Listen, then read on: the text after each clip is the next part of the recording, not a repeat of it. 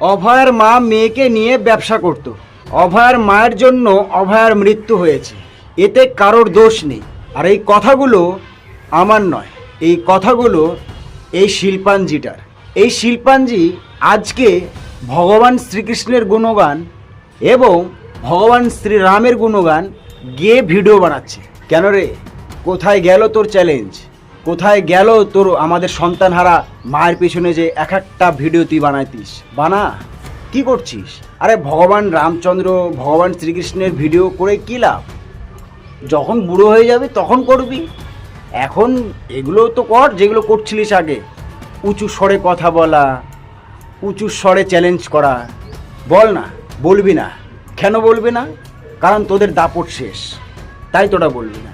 একটা কথা কি জানো, দাপট শেষ হবে সেটা বলে নয়, কথা বলার একটা লজিক আছে, কথা বলার একটা টপিক আছে।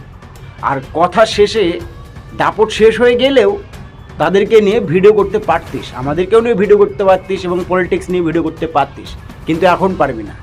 কারণ সেই গাঁড় মারা, কারণ সেটা গাঁড় মেরে দিয়েছিস। কেন জানিস?